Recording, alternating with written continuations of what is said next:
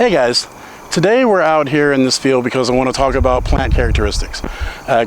Characteristics of how they grow and how they develop, and characteristics that they have that can let you know a little bit more about the plant and its usefulness, and whether it is useful or whether it's a danger.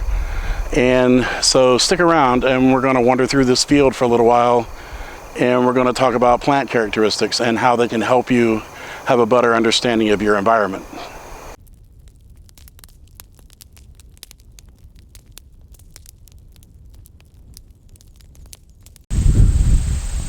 This is a young Datura stramonium plant. You can see it still has flowers, and the only first fruit is tiny, so it doesn't look very formidable or very daunting or even very interesting at this stage. But they get bigger.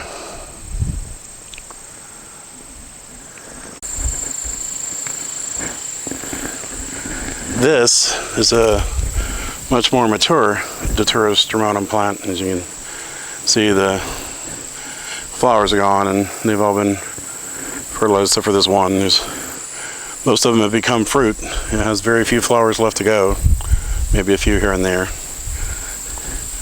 But you can see here the fruit and how it's designed. It gives you a clue as to you might not want to handle it. And that theme just keeps going as the plant matures. And here's a drier pod, drier fruit. And you can see the seeds that have developed inside. Hopefully they'll let me focus there. But you also see those spikes. They are even more formidable now. They're very pokey, very painful, telling you leave me alone. And that's because those seeds you're looking at contain a lot of tropane alkaloids that can be very dangerous to children. And one of the things that makes them dangerous to children is the noise they make when they dry. These pods they'll dry out, and the seeds will be inside them, and they rattle, if you can hear them. They sound like a baby's rattle. And that's what makes them problematic for small children, is if they ingest the tropane alkaloids in these seeds. It can be fatal. It can be, to some people, worse than fatal, because it can cause organ failure where you're still alive, but you're not as functional as you once were. Tropane alkaloids are a very dangerous thing. That's why it pays to study nature and the characteristics our Creator gave to certain things to let us know, whether they're inviting or not. These pods, when they're growing, when they're green, when they first open up like that, they smell. They have a very strong stench. I can smell it blowing in the breeze across the field on a normal day. But there's nothing else that looks like it that's friendly, so it's good to remember this plant for what it tries to tell you. And to me, that is, it's saying that you should probably leave it alone, especially if you don't know what it is and what it does.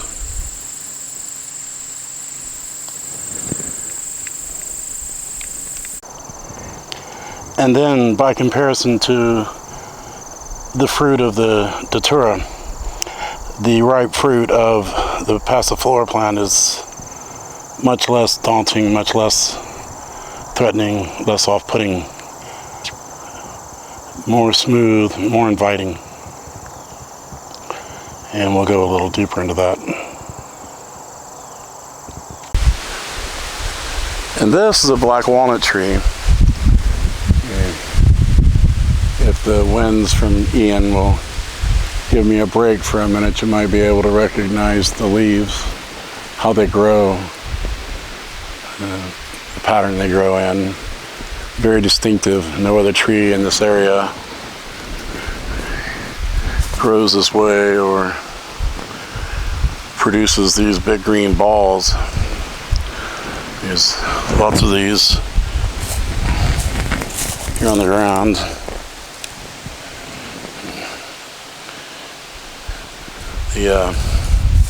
What's inside this, see here, is the nut, but also I'm going to try to, you can see the liquid. Inside there,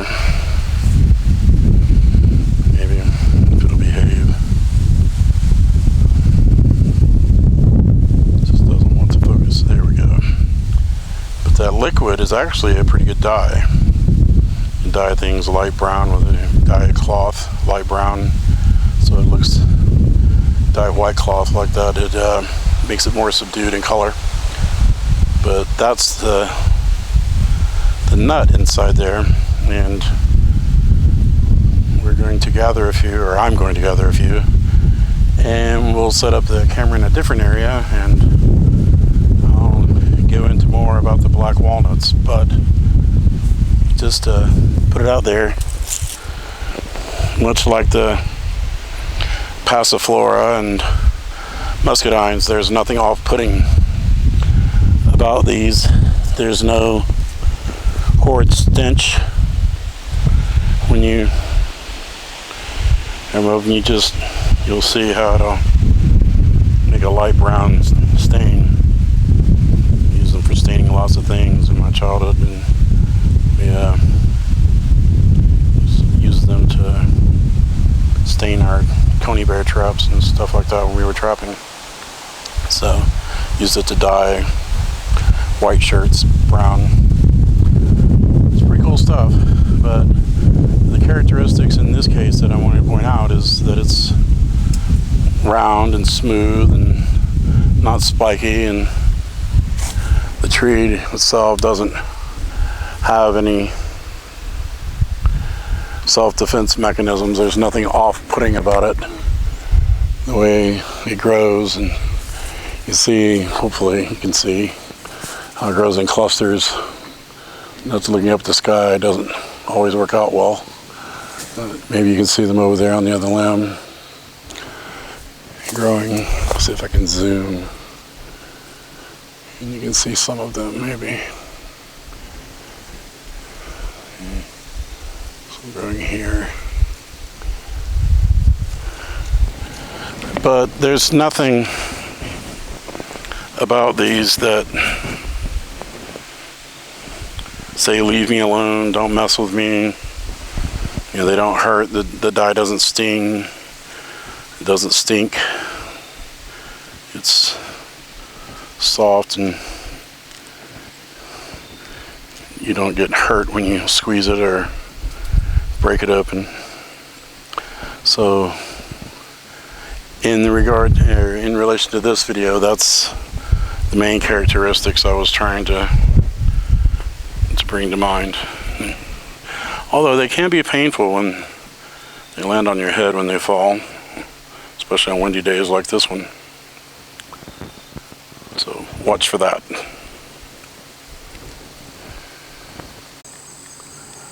When you start finding these guys on the ground, he's here, then you know it's autumn. And you also know that you are near a Muscadine vine.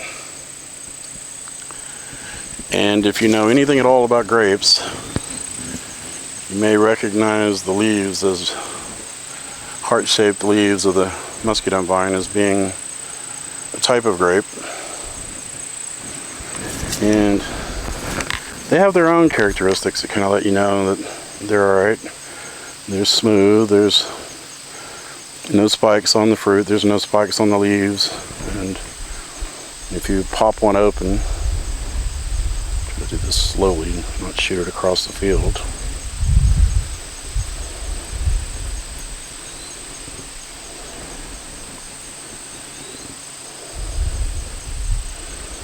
There's no bad smell, and nothing really dangerous looking about it. Just looks like the inside of any other grape.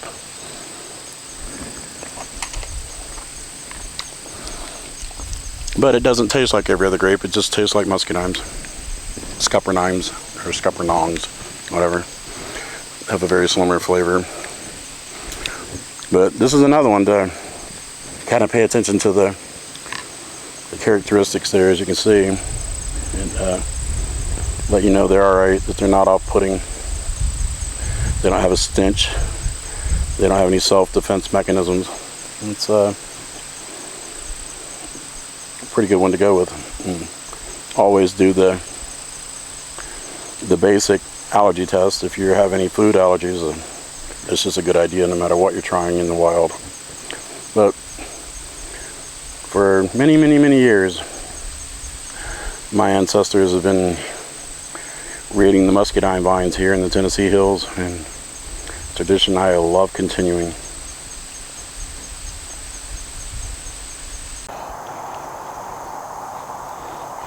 This is another noteworthy characteristic to find in plants. It's called a gall, G-A-L-L, and you'll see them quite often in fallow fields. And they're not very useful at this stage, but they can be useful later on in the winter, and we'll go into that later when it's a time when they can be useful. Here we have another nightshade growing that's mostly non-edibles. I've heard tell that some cultures have acquired an ability to consume it without getting sick, but I've heard of it making people pretty sick as well. You can see the resemblance to the tomatoes when you look at it closely. And while this plant doesn't really have spikes growing on the fruit, as you can see there maybe, it does have its defensive mechanism, because it has thorns growing on the vine itself and on the tops and bottoms of the leaves, as you can see there, hopefully. But it's just one more way of being able to take notice in nature and be able to see all the different little clues about whether something is useful or edible, or whether it might be dangerous.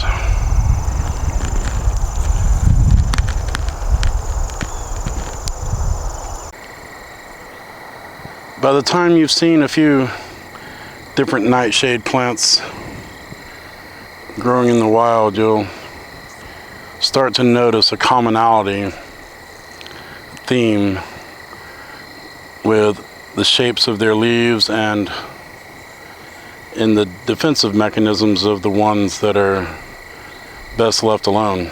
So that's another characteristic that's good to take note of here. The way the horse nettle has the same jagged outside lines, and then the thorns on both the vine and the leaves.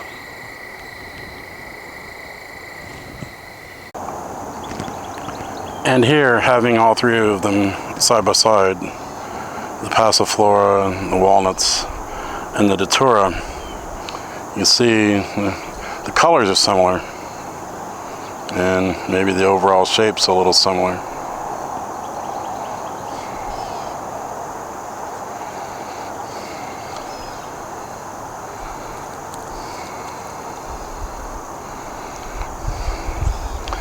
But it's not hard to tell which one is a little different than the others. Which one might be best left alone.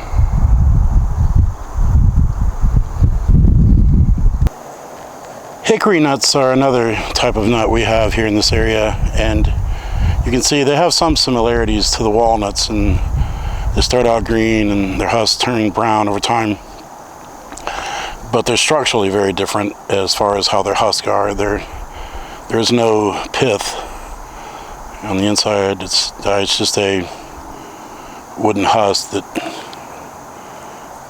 separates. Maybe you can see where it's starting to separate there, and these are edible, just like the walnuts, but they're a lot more work than the walnuts, and the walnuts themselves are a good bit of work, actually. More on that in a little bit. Where the hickory nuts really come in handy is they can let you know about other resources in your area. When you start finding them and they've been eaten on, then you know there are squirrels in the area, which is another food source, so it gives you clues that are more helpful than the food that it offers. A person could work themselves to death, starve to death, trying to live off of hickory nuts, unless they had some very specialized equipment to open them with. Sometimes, when cracking open nuts, the meat of the nut isn't the kind of protein you find inside. Sometimes someone is beating you to it, but these little guys can be useful. They can be eaten as protein, for one. They could also be used for fish bait. So, it all depends on the situation. Another way that plants can offer us clues about the resources in our environment is their means of predation, how they've been preyed upon. And if all you find is broken pieces, especially if there's some nut left in them and you don't find any that's been a little bigger, you don't find any with round holes, that's usually a sign of man having been eating them. With the squirrels, they chew their way into them, and then they use their claws, tiny little claws, to get every little piece of meat out. They don't leave anything behind. Whether they're eating walnuts, whether they're eating hickory nuts, doesn't matter. Only man has to break them up into little bitty pieces, and if he has any experience at it, he makes his own little small tools to extricate the little pieces of nut meat. But that's another way you can tell what's in your environment, by looking at the characteristics of the plants and seeing what you find laying on the ground. Thank you for joining me. I hope that gave you a better understanding of the natural world, and let you see a little bit more about how the natural world works and how the interplay is between different elements of it. So hopefully this gives you a better understanding while you're out hiking, camping, bushcrafting, etc., and helps you understand your world a little bit better. Thank you for dropping in. Have a blessed day.